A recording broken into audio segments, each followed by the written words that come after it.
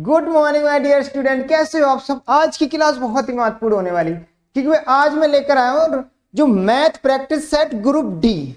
देखते हैं group D में कैसे कैसे क्वेश्चन पूछे जाते हैं और इनको शॉर्ट ट्रिक से कैसे बनाते हैं। ठीक है दोस्तों, शॉर्ट ट्रिक होगी प्लस कंसेप्ट होगा, दोनों बताऊंगा।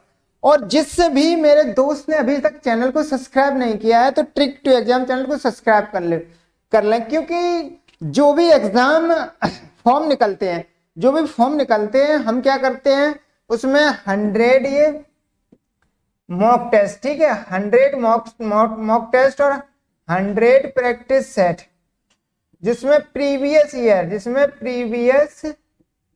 ईयर क्वेश्चन होते हैं। इसमें क्या होता है, इसमें प्रीवियस ईयर क्वेश्चन होते हैं, इसमें क्या होते हैं मॉक टेस्ट होते हैं। ठीक है दोस्तों, इसमें क्या मैथ और plus reasoning, math plus reasoning दोनों के क्वेश्चन 100 करवाए जाते हैं। ठीक है दोस्तों, इस चैनल पे। तो ये चैनल आप जो भी बच्चा कॉम्पिटिटिव एग्जाम की तैयारी कर रहा है उसके लिए बहुत महत्वपूर्ण है। इसलिए जो भी मेरे भाई ने, मेरे दोस्त ने अभी तक चैनल को सब्सक्राइब नहीं किया, चैनल को सब्सक्राइब कर लो। ये सारे प्रैक्टिस सेट आपको फ्री में मिलेंगे, कोई पैसा नहीं लगेगा। और एक पेपर में नहीं, जो भी पेपर निकलेगा सभी में करवाएंगे। ठीक है दोस्तों, तो देखते हैं इस क्वेश्चन को।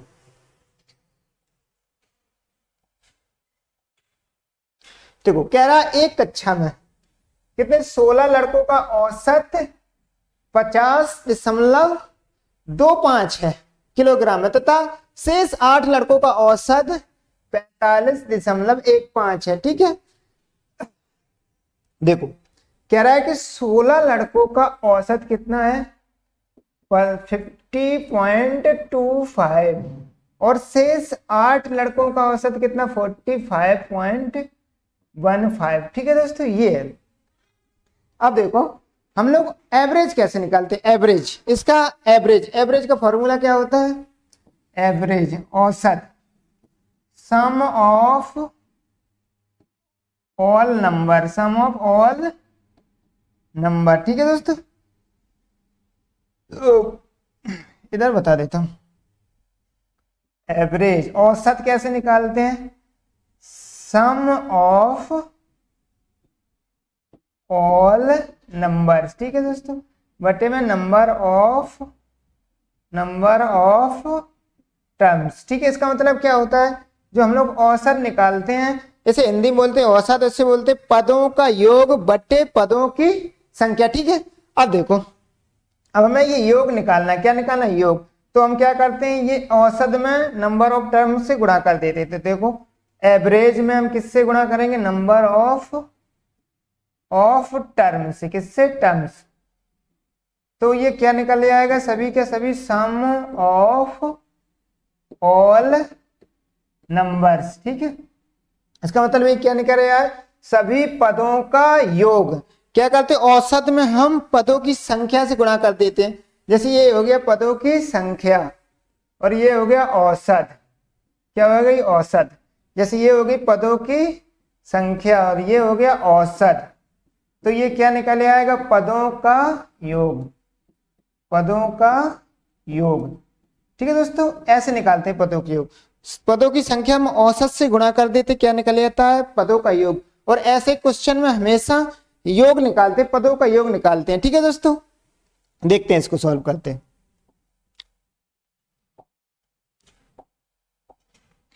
देखो कह रहा 16 लड़कों का औसत कितना है 50.25 और शेष 8 का कितना है 45.15। ठीक है दोस्तों, अब हमें इनका क्या निकालना है, अब हम इनका हमें योग यानी सम निकालना है, तो गुणा कर दो। इनका 16 में 50.25 में करोगे कितना आएगा 804। ठीक है दोस्तों, अब इसमें 8 का गुणा करोगे 45 पॉइंट में तो कितना आ जाएगा 361.2। ठीक है, इतना आ जाएगा इसका गुणा। अब हम एवरेज कैसे निकालते हैं, एवरेज इनको जोड़ लेते हैं 0.2। ठीक है दोस्तों, 5 6 1165। इनका योग कितना आ गया, ये देखो, ये क्या है, पदों का योग। ठीक है, तो एवरेज क्या निकालते हैं, पदों का योग बटे पदों की संख्या, पदों की संख्या। ठीक है दोस्तों, पदों की संख्या तो औसत निकालती है, यही तो फॉर्मूला होता है। अब हमें देखो ये योग आ गया मेरा, और ये देखो संख्या आ गई 16 8 24, तो हम औसत आराम से निकाल सकते हैं। देखो हमारे पास ये संख्या आ गई और ये योग आ गया। ठीक है, तो हम एवरेज कैसे निकालेंगे, यहाँ मेट के इसमें लिख देते हैं, एवरेज पदों का योग 11.65 और पदों की संख्या 24 से भाग दे दो। ठीक है, जब इसमें 24 से भाग दोगे तो कितना आएगा, 48.55। ठीक है दोस्तों, option number C is right. ऐसे करते हैं, इनका योग निकाल के डायरेक्ट ऐसे कर देते हैं। देखते हैं अगला क्वेश्चन। अगला क्वेश्चन बहुत ही महत्वपूर्ण है। ठीक है दोस्तों, देखो ये देखो, ऐसे ऐसे सिंपल क्वेश्चन पूछे जाते हैं ग्रुप डी में। ग्रुप डी में जो मैथ का पेपर होता है उसमें बहुत सिंपल पेपर पूछे जाते हैं, बहुत सिंपल क्वेश्चन पूछे जाते हैं। ठीक है, अब देखो इसको निपटा देते हैं। क्या बोल रहा है, 3 सही 4/7 का 63% होगा है। ठीक है, सबसे पहला देखो,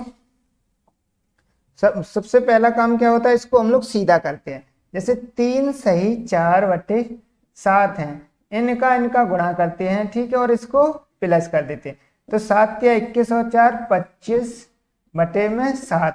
सबसे पहले इसको सीधा किया, कितना आ गया, 25/7। ठीक है, का जैसे का हो गया की और के, का की के, इनका सबका मतलब होता है गुणा। ठीक है, का की के का मतलब होता है गुणा, तो ये का के जगह हमने क्या लगा दिया, गुणा। ये देखो 63, और ये जो प्रतिशत है परसेंटेज, ये जो परसेंटेज इसका मतलब होता है 1/100। ठीक है दोस्तों, ये परसेंटेज का मतलब क्या होता है, 1/100, तो हम इसमें 100 से भाग दे देंगे। ठीक है, अब इसको काट देते हैं। 25 एकम 25, 25 चेको 100, 7 निमा 63। ठीक है दोस्तों, अब इसे 4 से काट दो, 4 दूनी 8, 1 बचा, यहाँ पॉइंट लगाओ, यहाँ 0 बढ़ा लो, कितना आ जाएगा, 4 दूनी 8, 2 बचा, 4 पंचे 20। तो option number A is right. ठीक है दोस्तों, ऐसे करती है, बहुत ही सिंपल क्वेश्चन पूछे जाते हैं ग्रुप डी में। देखते हैं अगला क्वेश्चन, और भी अच्छा है। अगले क्वेश्चन को देखते हैं। ये देखो, किसी संख्या में से उस संख्या का 40% घटा दिया जाए। संख्या पता नहीं, माना संख्या x है। ये बोल रहा है कि किसी संख्या का उसी संख्या का 40% घटा दें, 40% घटा दिया जाता है, तो उत्तर कितना आ जाता है, तो उत्तर 30 आ जाता है। ठीक है दोस्तों, ये बोल रहा है किसी संख्या में से उस संख्या का 40% घटा दिया जाए तो उत्तर 30 आ जाता है। ठीक है दोस्तों, देखते हैं इसको। देखो x और x का मतलब होता है गुणा 40, और ये परसेंटेज का मतलब होता है 1/100। उत्तर कितना आ रहा है, 30। ठीक है दोस्तों, अब देखो इसको सॉल्व करते हैं। जो कटे काट दो। ठीक है, यहाँ लासा ले लो 10, यहाँ से यहाँ 10 लासा आ जाएगा। 1 का पारा, अब देखो यहाँ कितना x, अब 1 का पारा 10 में पढ़ोगे कितने बार जाएगा, 10 बार, माइनस 4 एकम 4। अब 10 का पारा 10 में पढ़ोगे 1 बार जाएगा, कोई मतलब नहीं। ठीक है दोस्तों, अब देखो 10 में से 4 गया, कितना बचेगा, 6x/10 बराबर 30। ठीक है दोस्तों, अब 6 से काट दो, 6 पंचे 30, कैसी गुणा कर दो, 10 पना 50, 10 पना 50। Option number B is right. ऐसे करते हैं इसको सॉल्यूशन। ठीक है दोस्तों, बहुत ही सिंपल क्वेश्चन होते हैं, इसमें कोई टफ क्वेश्चन नहीं है। कुल मिला के कोई इसमें टफ क्वेश्चन नहीं आता ग्रुप डी में। देखते हैं अगला क्वेश्चन इससे भी अच्छा है, इसको एक बार और समझा देता हूं। ठीक है दोस्तों, कह रहा किसी संख्या में उस संख्या का 40% घटा दिया जाता तो उत्तर कितना आ जाता, 30। हमने संख्या मान ली x, संख्या कितनी मान ली, माना संख्या कितनी x। ठीक है दोस्तों, क्या कह रहा, संख्या में से उसी संख्या का 40% घटा दें। ये देखो घटा दें, उसी संख्या का 40% घटा दें तो उत्तर कितना आ जाता है 30।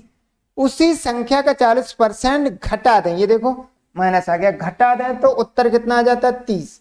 तो x इसका मतलब का मतलब गुणा 40 है, ये प्रतिशत का मतलब 1/100 बराबर 30। ठीक है, इसको काट लेते हैं, काटो।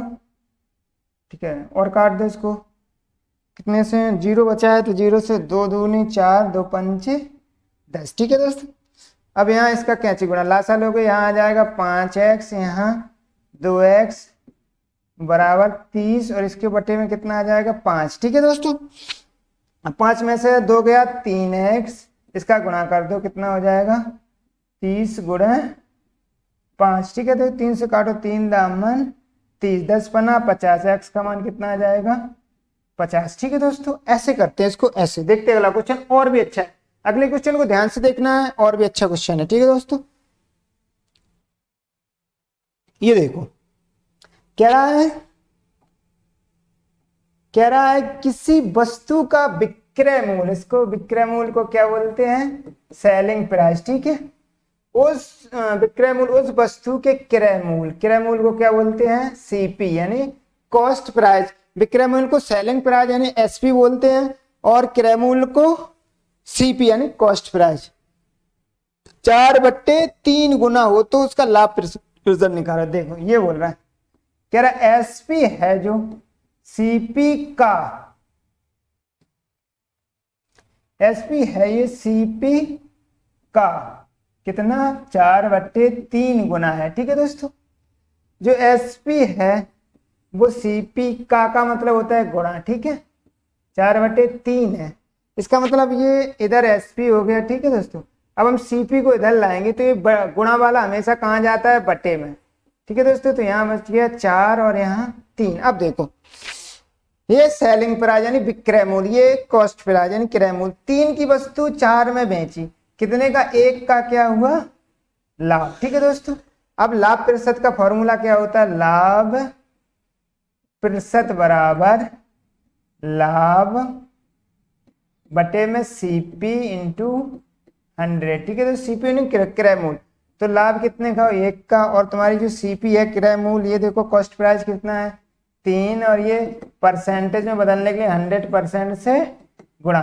काटो, जब काटोगे 33 सही 1/3 प्रतिशत। Option number D is right. ठीक है, तो ऐसे शॉर्ट ट्रिक में बनाते, ज्यादा कुछ सोचना नहीं है। अभी मैं ऐसे बहुत सारी शॉर्ट ट्रिक सिखाऊंगा आपको। ठीक है, अभी तो ये स्टार्टिंग हुई है, दूसरा प्रैक्टिस सेट है, ये ग्रुप डी का मैथ का दूसरा प्रैक्टिस सेट है। अब डेली एक प्रैक्टिस सेट होगा तो ऐसे क्वेश्चन में बहुत से सिखा दूंगा आपको। ठीक है दोस्तों, देखते हैं अगला क्वेश्चन। इसको देखो, एक थैले में 25 पैसे 10 पैसे और 5 पैसे के सिक्के का अनुपात इतना दिया गया। ठीक है दोस्तों, कितने 25 पैसे और 10 पैसे और 5 पैसे, सिक्कों की संख्या कितनी है, सिक्के कितने हैं, जैसे इसका 1 है अनुपात, और इसका कितना है 2 है, और इसका कितना है 3 है। ठीक है, अब देखो यहां देखो, यदि थैले में कुल 30 रुपए हो, ठीक है, थैले में कितने रुपए, कुल 30 रुपए, और यहाँ देखो वैल्यू, यहाँ ऊपर देखो पैसे में है वैल्यू, यहाँ ऊपर देखो 25 पैसे 10 पैसे और 5 पैसे, यहाँ वैल्यू पैसे में है तो इसको भी पैसे में चेंज करो। 1 रुपए में 100 पैसे होते, 100 से गुणा कर दिया। ठीक है दोस्तों, अब ये रुपए भी पैसे में बदल गए और ये भी वैल्यू ऊपर वाली सारे सारी पैसे में। ठीक है दोस्तों, अब देखो 25 पैसे का एक सिक्का है तो कितने पैसे होंगे, 25 पैसे हो जाएंगे, प्लस 10 पैसे के 2 सिक्के यानी 10 पैसे के 2 सिक्के कितने हो जाएंगे 20 पैसे, प्लस 5 पैसे के 3 सिक्के हैं, 5 3 15 पैसे। ठीक है, और टोटल कुल बैग में देखो तीनों को मिलाओ, 25 पैसे 10 पैसे और 5 पैसे, तीनों को मिलाकर कितने पैसे हो रहे हैं, इतने 30 गुणा 100 यानी 3000 पैसे हो रहे हैं। ठीक है दोस्तों, अब इनको जोड़ो, कितना 15 यानी 60 पैसों की वैल्यू कितनी दी है 3 गुणा 100। इसका मैं गुणा नहीं कर रहा क्योंकि काटने में आसानी की। ठीक है दोस्तों, देखो अब हमें क्या करना है, निकालने, अब हम 1 पैसे की वैल्यू निकाल लेते हैं, यहां से 1 की वैल्यू निकाल लेते हैं, 3 गुणा 100/60, ठीक है, काट दो, काटो इसको, 0 से 0 काटो, 6 पंचे 30, यानी एक की वैल्यू यहां से कितनी आ गई, एक सिक्के की वैल्यू, एक की वैल्यू यहां से कितनी आएगी 50, ठीक है, एक की वैल्यू 50, और हमसे पूछ रहा है 5 पैसे, यानी 5 पैसे के सिक्कों की संख्या कितनी है। तो ये देखो 5 पैसे के सिक्कों की संख्या कितनी है 3, तो 3 की वैल्यू, 1 रुपए में 50 टॉफी आती हैं, तो 3 रुपए में कितनी आ जाएंगी 150, तो 150 टॉफी, ठीक है दोस्तों, option number C is right, ठीक है दोस्तों। पहले क्या करते हैं, पहले जब वैल्यू पैसे में, तो इसको भी रुपए को भी पैसे में, रुपए को भी पैसे में चेंज कर लिया, ठीक है, उसके बाद इन सबको जोड़ लेते कितना हुआ, फिर उसमें वैल्यू निकाल लेते हैं, ठीक है दोस्तों। बहुत अच्छा क्वेश्चन है, ऐसे क्वेश्चन बहुत सारे पूछे जाते हैं। अगर किसी को डाउट हो तो कमेंट करें, मैं दोबारा बता दूंगा। देखते हैं अगला क्वेश्चन, देखो 10 आदमी 6 घंटे प्रतिदिन कार्य करते हैं, तो एक कार्य को 18 दिन में पूरा करते हैं। 15 आदमी प्रतिदिन कितने घंटे काम करें कि उसी काम को 12 दिन में कर दे, ठीक है। ये बहुत MDH होता है, जैसे M1 D1 H1, ठीक है दोस्तों, M2 D2 H2। MDH मसाला सुना आपने, MDH मसाला, उसी MDH मसाले के ऊपर ये क्वेश्चन होते, ठीक है। देखो MDH, पहले देखो कितने आदमी थे, 10 मैन, ये M miss man, D miss day, और H मिस हावर्स, ठीक है, H मिस हावर्स। तो 10 आदमी कितने घंटे कर रहे थे, 6 घंटे अगर कर रहे तो काम कितने दिन में हो रहा था, 18 दिन, 18 दिन और 6 घंटे कर रहे थे। अब इसी काम को कितने 15 आदमी, कितने 15 आदमी प्रतिदिन कितने घंटे काम करें कि काम 12 दिन में समाप्त हो जाए। ये पूछ रहा है कि कितने घंटे, प्रतिदिन कितने घंटे काम करें, काट दो, काटो, 6 एकम 6, 6 दूनी 12, ठीक है दोस्तों। अब काट दो इसको, 2 पंचे 10, 5 तिया 15, तिछंग 18, तो एच का कितना आ गया, कितने घंटे प्रतिदिन काम करें, 6 घंटे, ठीक है दोस्तों। ये MDH पर बेस्ड होते हैं, उठा कर रख दो, वैल्यू दी 10 आदमी की वैल्यू दी, 6 घंटे की दी, और ये 18 दिन की, बस MDH में उठा के रखना और काटना है और वैल्यू आ जाएगी, ठीक है दोस्तों। अगला क्वेश्चन और भी महत्वपूर्ण है, देखते हैं अगला क्वेश्चन को। देखो कह रहा ए किसी काम को 20 ए भी एक खाली टंकी को क्रमशः 20 मिनट और 30 मिनट में भर सकते हैं, कितने 20 मिनट और 30 मिनट में भर सकते हैं, ठीक है। ऐसे क्वेश्चन आए, ये बहुत ही सिंपल क्वेश्चन होते हैं, ठीक है दोस्तों, बहुत ही सिंपल क्वेश्चन होते हैं। क्या करते हैं, यदि दोनों पाइपों को एक साथ इस्तेमाल किया जाए तो टंकी कितने समय में भर जाए, ठीक। इनका क्या करते हैं, इन दोनों का लासा ले लेते हैं, टोटल क्षमता आ जाती है, यानी क्षमता टंकी में कितना पानी आ सकता है टोटल, देखो इसका 60 आ जाएगा। लासा का मतलब ऐसी संख्या लो जिनसे दोनों संख्याओं से कट जाए, ठीक है। 20 का पारा पढ़ो, कितना आ जाएगा, 20 तिया 60, और 30 दूनी 60, 30 का पढ़ो 7 में पढ़ो, तो ए एक दिन में और बी एक दिन में, ए 3 करता है और बी एक दिन में 2, तो दोनों मिलकर एक दिन में 5 करते हैं। तो टंकी कितनी भरनी है, कितनी 60, तो 12 पंचे 60, तो कितने मिनट लगेंगे, ठीक है 12 मिनट में। ए 1 मिनट में 3 भरता है, बी 1 मिनट में 2 भरता है, दोनों मिलकर 1 मिनट में 5 भर देते हैं। तो कितना भरना है, 60 लीटर भरना है। तो ए बी 1 मिनट में कितने भरते हैं, 5 भरते हैं, तो 60 लीटर भरने में 12 मिनट लगेंगे, ठीक है दोस्तों। देखते हैं अगला क्वेश्चन।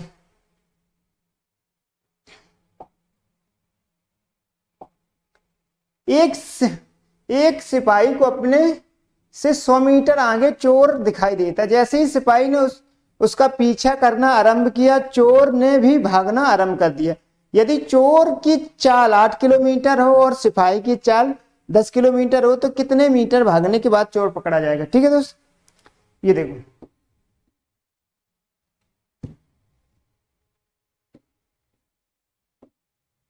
ये पूरा 100 मीटर, कितना मीटर दूर खड़ा, यहाँ अपनी क्या है पुलिस, और यहाँ एक थीप एक चोर खड़ा है, ठीक है दोस्तों।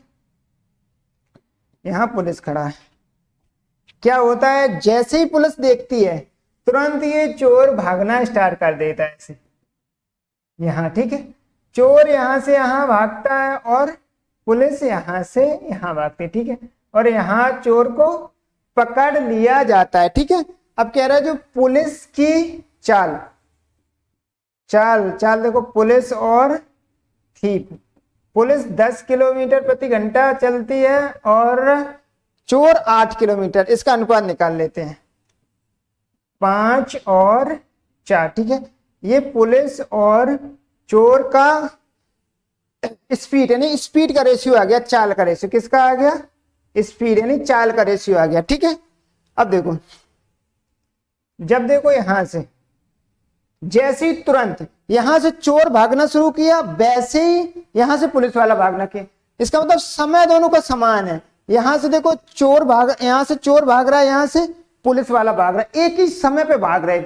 जब टाइम क्या हो, सेम हो, तो देखो स्पीड बराबर distance upon time, time constant हो तो स्पीड का रेशियो डिस्टेंस के बराबर यानी दूरी के बराबर आ जाता है। तो ये स्पीड का रेशियो है तो ये डिस्टेंस यानी दूरी के बराबर आ जाएगा 5:4, ठीक है दोस्तों। ये देखो ये पुलिस कितना भागा 5, ये पुलिस वाला कितना भागा 5 और चोर कितना भागा यहां से यहां तक 4, ठीक है दोस्तों। पुलिस वाला यहां से यहां तक अनुपात में कितना भागा 4 और चोर यहां पे कितना भागा, ये 5 भागा पुलिस वाला और चोर यहां से 4, यहां से यहां तक 4 है और पूरा 5 है, तो ये कितनी बची 1। देखो यहां से यहां तक पूरी दूरी कितनी है 5 और ये 4 है तो ये 1 बची, ठीक है। अब देखो 1 बराबर, ये देखो अनुपात में 1 है और देख संख्या में कितनी है 100। अब क्या पूछा कि कितने मीटर भागने के बाद चोर पकड़ा गया, यहां से यहां तक चोर यहां से यहां तक, यहां अनुपात में कितनी है 4, तो 4 की वैल्यू निकाल लो, ठीक है दोस्तों। तो कितना हो जाएगा 400 मीटर भागने के बाद चोर पकड़ा गया, ठीक है दोस्तों। Option number A is right. ऐसे शॉर्ट ट्रिक में बनाते हैं इसको, शॉर्ट ट्रिक में, ठीक है दोस्तों। इसका एक दूसरा तरीका और है, टाइम निकालने के बाद फिर वो डिस्टेंस निकालते हैं, तो वो नहीं बता रहा हूं मैं, ये शॉर्ट ट्रिक वाला बता रहा हूं, ठीक है दोस्तों। अगर किसी को समझना है तो वो मुझे कमेंट करे, मैं उससे पर्सनल वीडियो बना के भेज दूंगा, ठीक है दोस्तों, कोई टेंशन की बात नहीं है। देखते हैं अगला क्वेश्चन, इससे और भी अच्छा क्वेश्चन, ठीक है। ये देखो एक ट्रेन 108 किलोमीटर प्रति घंटे की रफ्तार से चल रही है, तो मीटर प्रति सेकंड में इसकी गति निकालो, ठीक है दोस्तों। देखो जब किलोमीटर प्रति हावर्स को किस में बदलना, मीटर प्रति सेकंड में, तो फिर 5 कितने से गुणा करते हैं 5/18 से गुणा करते हैं, ठीक है दोस्तों। जब मीटर प्रति सेकंड को किलोमीटर प्रति घंटे में बदलना हो तो 18/5 से गुणा करते, ठीक है दोस्तों। अब देखो, अब ये बोलोगे सर ये याद कैसे करें, ठीक है। इधर देखो, ये देखो मीटर प्रति सेकंड और किलोमीटर जब बड़ी यूनिट से छोटी यूनिट में बदल रहे, ये देखो किलोमीटर बड़ा यूनिट होता है, बड़ी यूनिट होती है और मीटर प्रति सेकंड छोटी यूनिट। जब बड़ी यूनिट से छोटी यूनिट में बदलते तो छोटा वाला नंबर ऊपर रहता है, ठीक है दोस्तों। अब देखो ये मीटर प्रति सेकंड छोटी यूनिट है और ये देखो किलोमीटर प्रति घंटा बड़ी यूनिट है। जब छोटी यूनिट से बड़ी यूनिट में बदलते हो तो ये देखो 18 बड़ी संख्या ऊपर रहती है, ठीक है दोस्तों। ऐसे याद कर लेते हैं, कब बड़ी संख्या ऊपर रही है तो 5/18 दोनों में, ठीक है, पलट जाता है, कभी 18/5 हो जाता है। तो ये देखो ऐसे याद रखना है, जब किलोमीटर यानी बड़ी यूनिट से छोटी यूनिट में बदलना हो तो छोटी संख्या ऊपर, और जब छोटी यूनिट से बड़ी यूनिट में बदलनी हो तो बड़ी संख्या ऊपर। अब देखो 108 को किस में बदलना है, किलोमीटर से मीटर प्रति सेकंड में। ये देखो किलोमीटर से किस में बदलना, मीटर, तो 5/18 से गुणा कर दे, 18 छक्का 108 यानी 6×5 30 मीटर प्रति सेकंड। तो कितना, option number C is right. इसको याद रख लो, ऐसे ऐसे सिंपल क्वेश्चन ग्रुप डी में पूछे जाते हैं, ठीक है दोस्तों। ये मैं इसलिए करवा रहा हूं कि बच्चों को पता चले कि गलती से अगर इतना सिंपल क्वेश्चन गलत हो गया तो बहुत दुख होगा, ठीक है दोस्तों। देखते हैं अगला क्वेश्चन। 5 अंकों की लघुत्तम संख्या कौन सी है जो 41 लघुत्तम, ये देखो लघुत्तम, लघुत्तम, यानी जब एलसीएम बोल रहा है, लघुत्तम का मतलब होता है लघुत्तम समावर्त लासा यानी एलसीएम। तो ये पूछ रहा है छोटी से छोटी संख्या, छोटी से छोटी संख्या। ठीक है दोस्तों। अब देखो महत्तम समावर्त अगर पूछा, महत्तम, महत्तम यानी एचसीएफ पूछता, क्या पूछता, एचसीएफ बोलता, महत्तम बोलता। तो यहां क्या होता, बड़ी से बड़ी संख्या। ठीक है दोस्तों, बड़ी से बड़ी संख्या क्या पूछता, बड़ी से बड़ी संख्या। तो यहां क्या पूछा है, लघुत्तम यानी छोटी से छोटी संख्या। क्या पूछा, छोटी से छोटी संख्या। देखो अब देखो, एक जीरो से स्टार्ट करो, अंक कितने होते हैं, 0 1 2 3 4 5 6 7 8 9 और 9 अंक होते। ठीक है दोस्तों, कितने अंक होते हैं, 9। अगर छोटी से छोटी निकालनी है तो यहाँ देखो, एक के ऊपर ये 0 लगाओ, 1 2 3 4 5 अंक की हो गई। देखो 1 2 3 4 5। अगर बड़ी से बड़ी पूछती तो बड़ा अंक लेते, छोटी से छोटी संख्या में क्या होता है, छोटा अंक लेते, और बड़ी से बड़ी संख्या में क्या लेते, बड़ा अंक। 9 9 9 9। अगर पूछता बड़ी से बड़ी 5 अंकों की संख्या तो कितनी हो जाती, 9 9। और अगर पूछ रहा है अभी छोटी छोटी पूछा, छोटी से छोटी में क्या होगा, एक के ऊपर 4 0, ये 5 अंकों हो गई, 1 2 3 4 5। ऐसे संख्या निकालते हैं, बड़ी से बड़ी और छोटी से छोटी। अगर छोटी से छोटी पूछी तो छोटे वाले अंक यूज करना है, अगर बड़ी से बड़ी पूछी तो बड़े वाले अंक यूज करना है। ठीक है दोस्तों, देखते हैं इस क्वेश्चन को। ठीक है, तो मैं पता चल गया कितनी 5 अंकों की छोटी छोटी संख्या क्या है, ये है। इसमें 41 से भाग दो। ठीक है दोस्तों, और कितने अंक चाहिए, पूरे के पूरे 5 अंकों की चाहिए, पूरे से पूरे 5 अंकों की। ठीक है, 41 में यहाँ देखिए 1 में नहीं जा रहा, इसमें 100 में दे दो, कितना आ जाएगा, 2 बार 2 41 2 82। ठीक है, 8 और 1 यहाँ से 0 उतार लो, 180। कितने बार चला जाएगा, 4 बार। 4 1 4 4 चक्को 16, 6 इधर कितना 16, एक और 0 उतार लो, कितना हो जाएगा 60। फिर 3 बार दे दो, कितना हो जाएगा, 3 एकम 3 और 3 चक्को 12। यहाँ 10 में से 3 गया 7, और यानी 5 में से 2 गया 37। ये क्या बचा, ये शेष फल, क्या बचा, शेष। अब देखो, अब क्या करना है, कोई संख्या है, मान लो जैसे 5 है कोई संख्या, हमने इसमें 2 से भाग दिया, 2 दूनी 4, शेष कितना बचा, 1 बचा। ठीक है दोस्तों, अब अगर क्या है कि अगर हम 2 में से ये शेष घटा दें तो 4, ये देखो अब 4 2 से पूरी पूरी कट रही है। ठीक है दोस्तों, तो ये 4 2 से पूरी पूरी कट रही है। अगर देखो, अगर हम इसमें से देखो, अगर हम इसमें शेषफल घटा दें, ठीक है दोस्तों, जैसे 1000 है, कितनी है, 10,000 है, 10,000 में से अगर हम शेषफल घटा दें इसमें, ठीक है दोस्तों, तो कितना हो जाएगा, 3, 9 में से 3 गया 6। ठीक है, और इधर देख लो कितना बचा, 9 9 9 से 63। अब इसमें दिक्कत क्या है कि हमें कितने अंक की चाहिए, 5 अंक की। यहाँ तो देखो 4 अंक रह गए, 1 2 3 4, तो इसमें घटा नहीं सकते। ठीक है दोस्तों, इसमें घटा नहीं सकते। तो अब क्या कर सकते हैं, देखो क्या कर सकते हैं, कितना शेष बचा, कितना शेष बचा, 37। अगर ये हमें 4 और मिल जाते तो कितना हो जाता है, ये 41। ठीक है दोस्तों, अगर यहाँ हमें 4 और मिल जाते तो 41, तो 41 पूरी पूरी संख्या कट जाती। ठीक है दोस्तों, तब यहाँ कितने, 41, यहाँ 4 और अगर हमें मिल जाते तो 41 से 41 कट सकती, तो कितना और जोड़ना पड़ेगा। ठीक है, जैसे 1000 यानी 10,000 है, 4 और इसमें जोड़ दो, कितना हो जाएगा, 1000 यानी 10,004, कितना हो जाएगा, 10,004। Option number B is right.